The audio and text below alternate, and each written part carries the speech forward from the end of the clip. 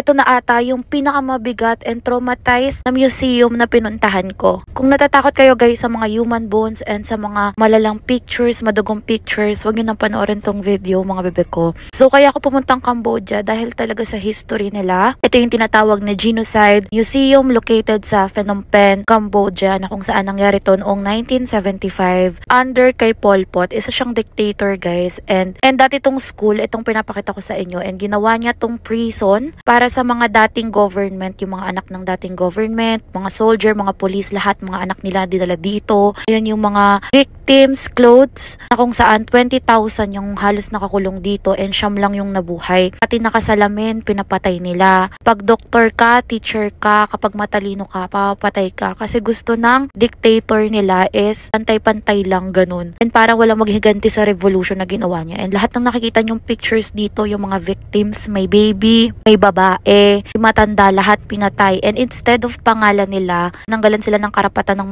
magkaroon ng pangalan. Ginawang numbers na lang yung pangalan nila. Pati gupit nila, pantay-pantay dapat. And grabe, walang nabuhay. Siyam lang yung nabuhay, guys. Sobrang lala, sobrang bigat sa feeling kasi totoo tong nangyari and wala masyadong story nito about sa media. Kaya pumunta ako dito, guys. Kasi gusto ng museum na to bigyan ng respect yung mga victims para makita ng mga tao kung ano yung nangyari sa kanila.